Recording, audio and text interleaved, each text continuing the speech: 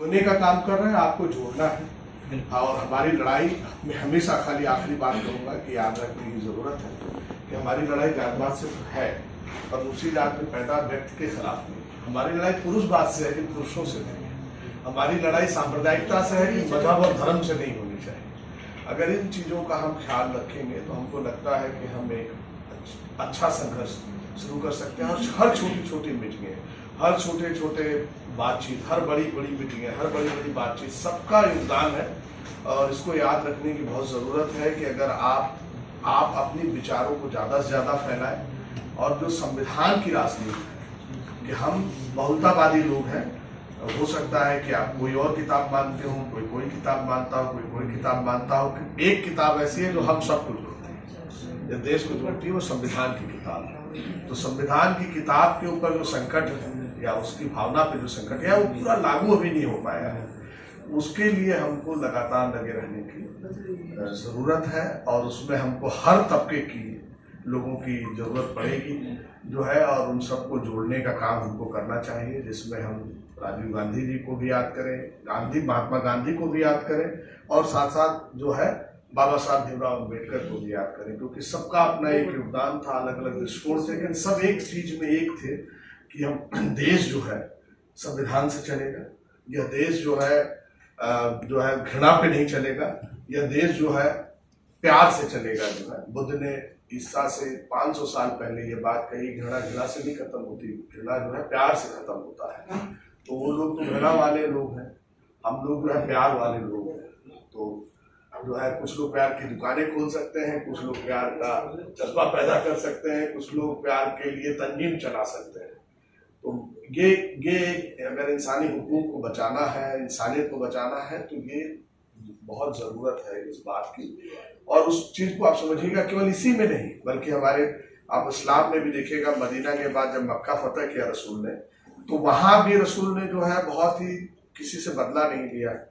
जो है एक बुढ़िया की कहानी है जो कूड़ा फेंक देती है, तो ये जो मोहब्बत की कहानी है और मोहब्बत है, यही असली बुनियाद है, यही अल्लाह और ईश्वर का, परमात्मा का, ब्रह्म का जो है संदेश है असली।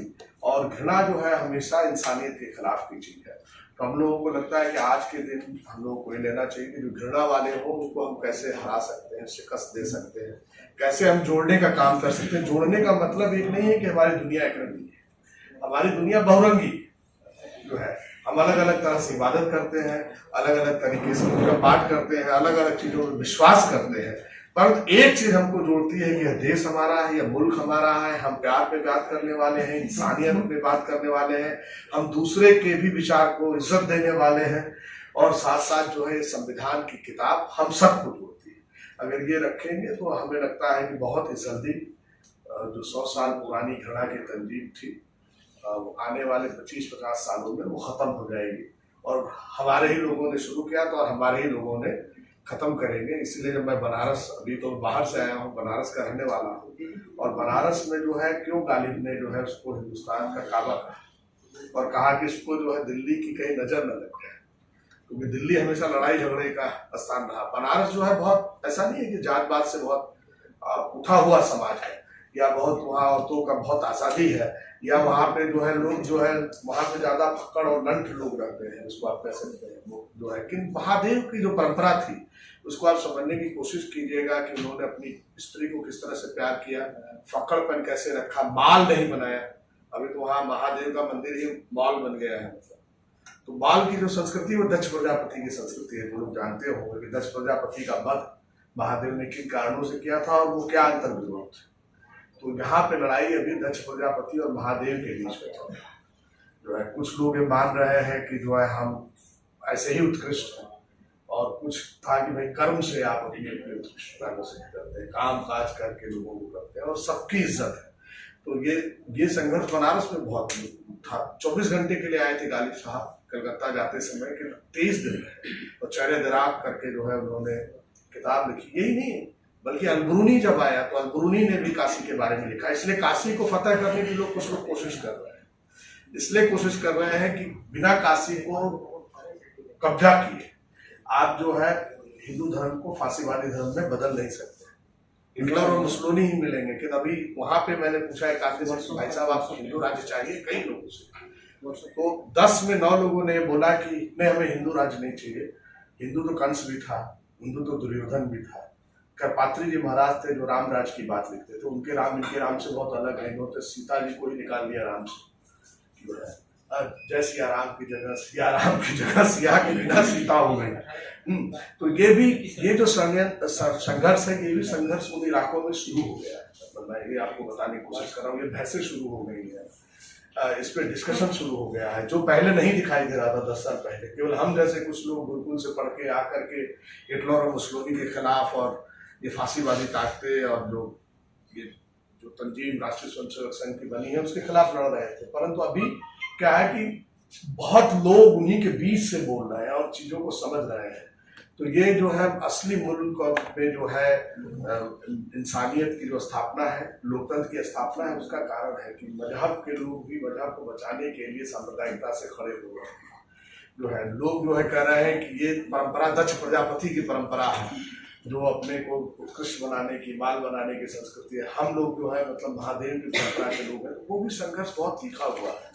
राम को लोग क्लेम कर रहे हैं कि ये राम राम नहीं है, जो आप सीता को निकाल के राम को कैसे मान सकते हैं। मतलब तो ये जो पूरी बातें और चीजें हो रही हैं, हमको लगता है, और लोग जिस तरह से जातवाद को और मनुस्मृति को खारिज करने का जो संघर्ष कर रहे हैं, 2000 साल पुराना भारतीय हिंदू समाज का, सनातन समाज का कलंक है, जिसके खिलाफ लोग खड़े हो रहे हैं। और हम जैसे ऊंची जात के लोग जो राम के खानदान में पैदा हुए हैं, मेरी last title Raghuvanshi Lenin Raghuvanshi, पिताजी कम्युनिस्ट थे तो लेनिन नाम है, बाबा गांधीवादी थे, 1857 में 3 लोग फांसी चढ़े, चाचा पाकिस्तान में शहीद हुए। लेकिन हमारा मानना है कि हमको जो है पाकिस्तान के ISI से नाराजगी है, वहाँ की सेना से है, जैसे यहाँ के RSS से, जो इस तरह का काम कर रहे हैं। और आपको पता है, खाली आखिरी बात करेंगे कि जब इलेक्शन हो रहा था 1936 में, इस इलेक्शन में अंग्रेजों ने जब इलेक्शन कराया तो 1939 में ये 2 लोग मिलकर साथ लड़े, हिंदू महासभा और मुस्लिम लीग।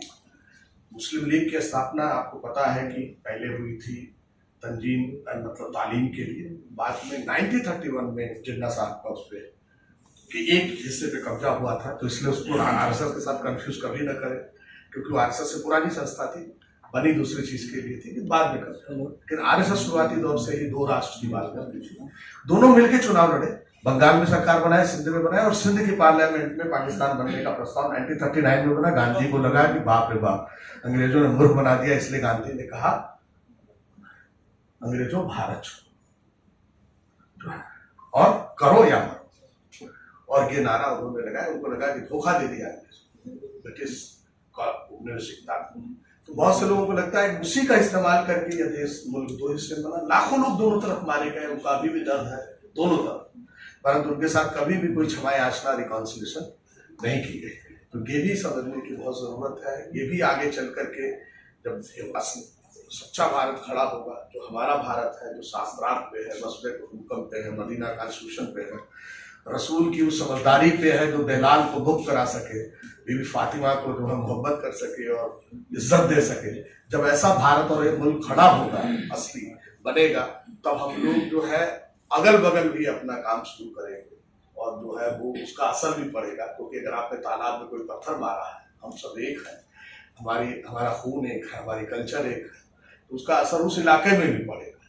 तो ये केवल लड़ाई केवल भारत के निर्माण की नहीं है, बल्कि जो हमारी पुरानी गलतियां हुई हैं उसको लेकर के फिर से जुड़ने के लिए एक लड़ाई और जद्दोजहद है। तो इसको बहुत ही बड़े स्तर पे समझने की जरूरत है, जिससे कि आने वाली 2 पीढ़ियों के बाद लोग कह सके कि हमारे लोगों ने शांत नहीं रहे, संघर्ष किया, अलग अलग तरीके से किया। बस इतनी ही बात जो है आज राजीव गांधी जी के बलिदान दिवस में करने की कोशिश करेंगे। बहुत बहुत धन्यवाद।